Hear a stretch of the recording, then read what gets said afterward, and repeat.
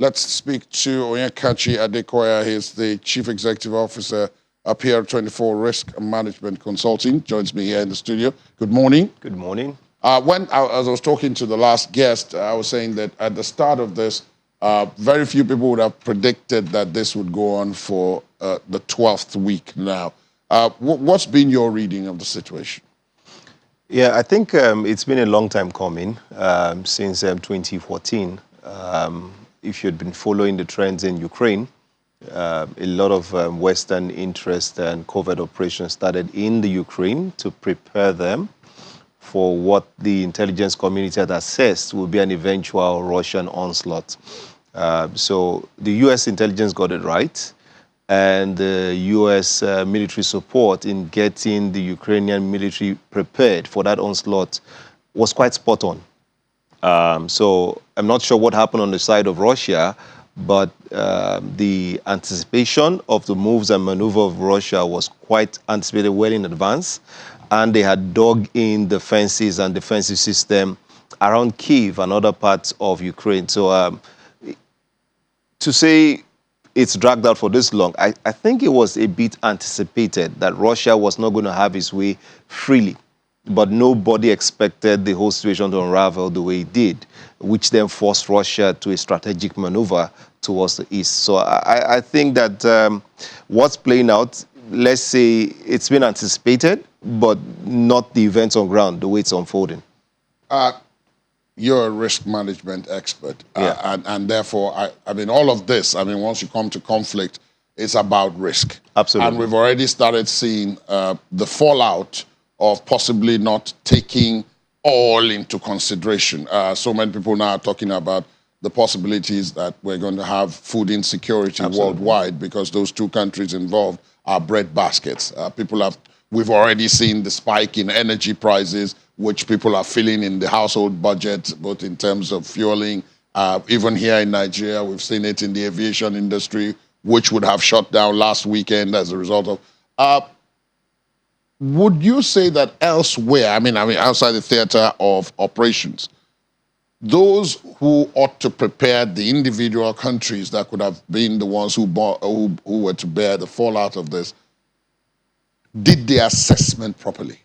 No, I wouldn't think so. I think that there's been a gross miscalculation on every side, really, on the part of the Russians, on the part of the West. And interestingly, we're seeing for the first time where a situation where sanctions are backfiring on the West. If you look at the US, for example, new expenditure or loans on housing has dropped by 70%. New procurement of brand new cars has dropped by over 90%. Households are having to adjust to inflation and inflationary pressures. People are beginning to spend more on commodity items, on food items, which explains why Netflix lost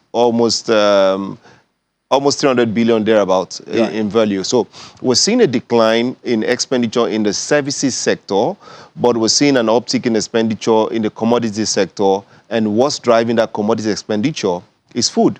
Just yesterday, I think 2 days ago, there's been a major scarcity in feed formula for certain level of infants in the US. It has hit Canada now. In the UK, true inflation in the UK, true inflation, not the stated inflation by government, true inflation is about 15–16%. True inflation in the US is much higher. The Fed has raised rates, has to raise rates by another 50 basis points again. And it has had minimal effect, even with all these raises, because the business correspondent was here, our business correspondent was here, and I was saying, okay, since the last raise did, has it come down?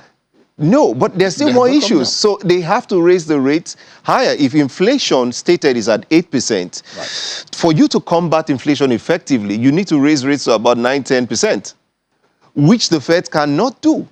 So the US is bound for a major economic crisis, and some analysts set this to crystallize around 2025.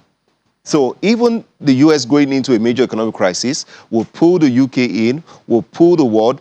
If you look at the crisis, Russia, China, and India account for total global commodities export of about 40%. So what we have done in estimating the size of economy is we've estimated the size of the US, the Western economy, because that sector, the economy was bloated by services. Right. But real manufacturing and commodities is ruled by the East. So you are having supply chain disruptions in the East. China, I suspect their lockdown is too strict. And it's not a coincidence that it's coinciding with the Russian-Ukraine crisis, further exacerbating the supply chain disruption. And the world has not seen the true state of the disruption yet because a lot of the manufacturing sectors are feeding off reserve stock and emergency stock. Okay, so there's going to be shortage of palladium, of nickel, of neon, a lot of base metals. Vehicles are piling up in Germany. They are not being exported. Russia has always been a very big market. So the near-term prognosis for the world is quite bleak. And in terms of risk, I don't think both sides will have to, like the last speaker said, would have to come back to the negotiating table because NATO has to save face and Russia cannot lose this war. Practically, it's a nuclear-powered state and poking the Russian bear by the side, it won't blow anybody any good wind. So Finland, interestingly, wants to join NATO. Finland gets over 60 to 70% of its energy requirement from Russia. So if they start a conflict now, the people that will suffer are the people on the ground. So the politicians, if you look at Macron's case, he's used practically the Russian-Ukraine crisis to tide over the elections with Marine Le Pen. Right. You know, it was going against him very bad. You can say the same thing of Joe Biden. You can say the same thing of the UK Prime Minister. So on the one hand, you have this bolster and talk from the elites, the politicians and the political class. But the real situation on the ground is biting. There are protests now in France, and the fear is that if inflation continues to spike and household continues to feel the pinch in their pocket, you will begin to sense some resentment in the West against the ongoing crisis. Right. And both parties cannot afford a long, drawn-out situation. That's the risk assessment, you know, on a global scale and the impact for Nigeria. I mean, we could spend the whole day talking about that. Yeah, but I mean, we do have to talk about that, Absolutely. even if we don't spend the whole day.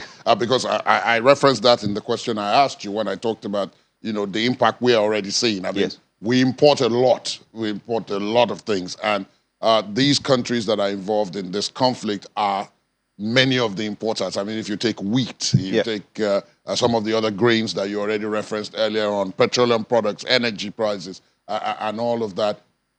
If we are not yet feeling the full weight of it in Nigeria, perhaps it's the explanation you gave about reserve stocks and all of that. But those will soon run out. Yes. So what do you then see?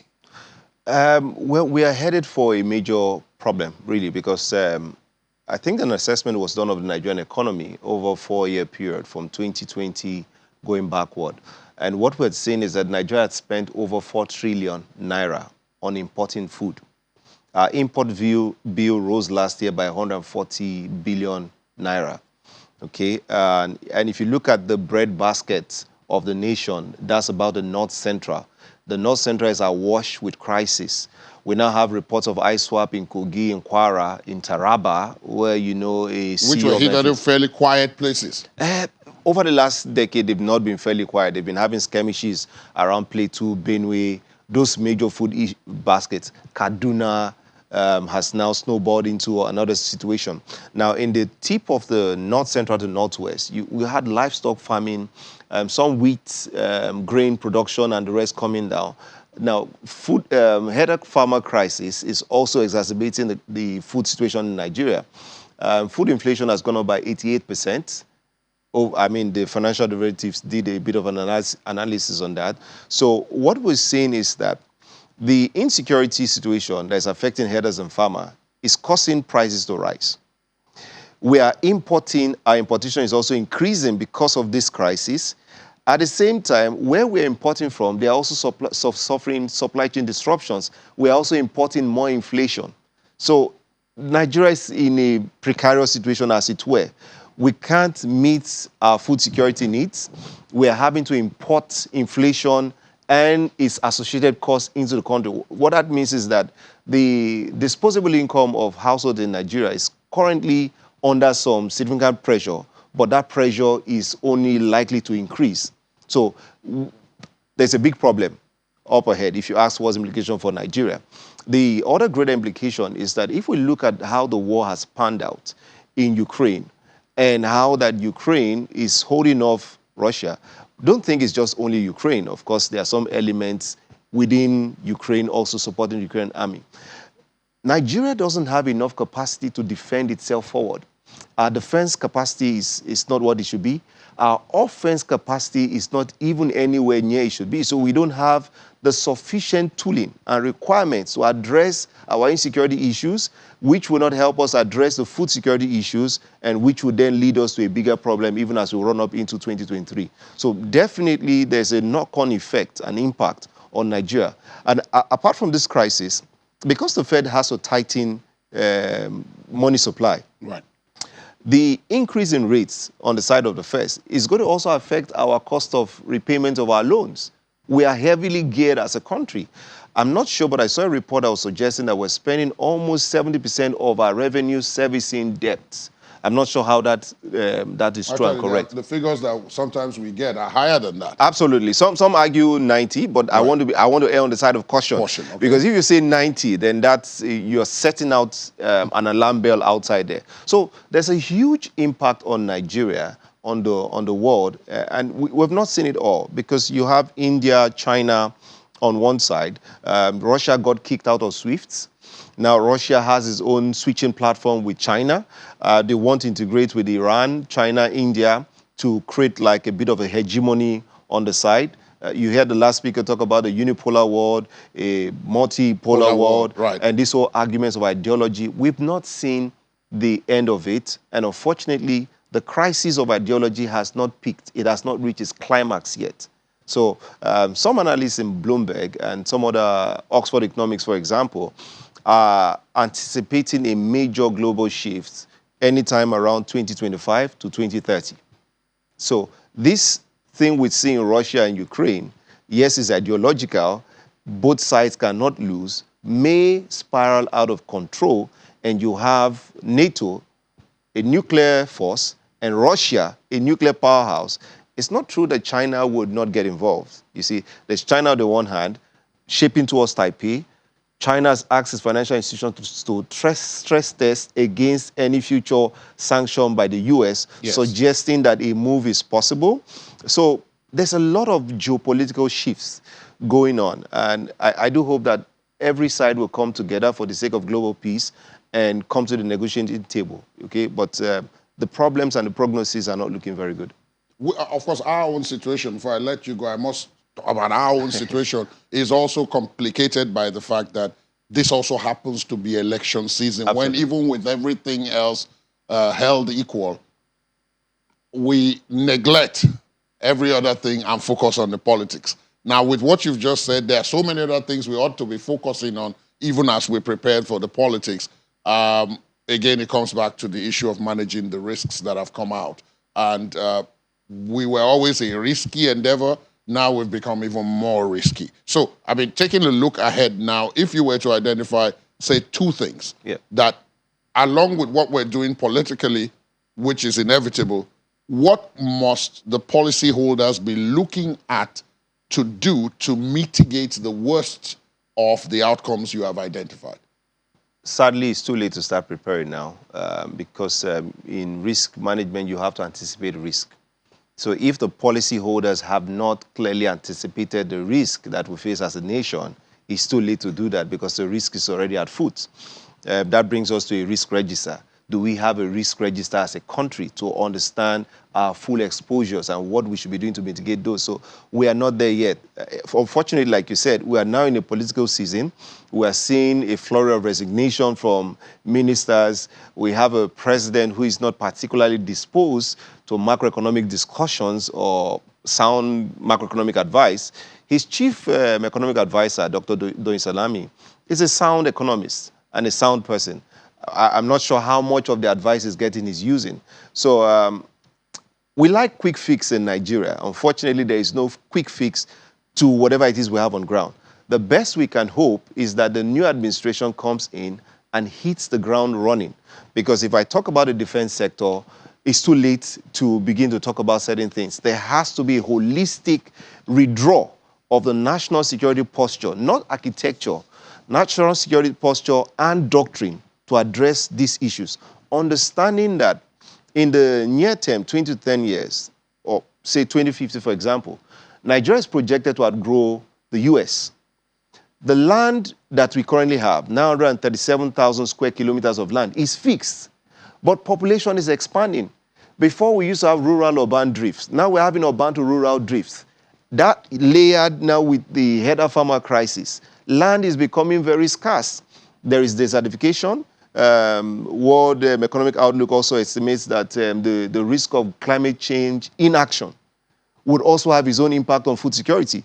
Nigeria is currently rated as country number 95 in the Global Food Security Index, over 107 countries assessed. So where do we start from if the current crop of political elites that we have are not in the depth of thinking of the risk that we face, are not prone to those discussions, are not even disposed to it, and all we are faced with now is politicking. So there's a bit of a problem ahead. But, you know, as we say in Nigeria, we're quite aspirational, we're quite hopeful, and we're hoping that tomorrow will be better, but there's a lot of problem ahead. I just want to leave at that. Thank you so very much. Oh, Thank you for your perspective and for your time this morning on the program.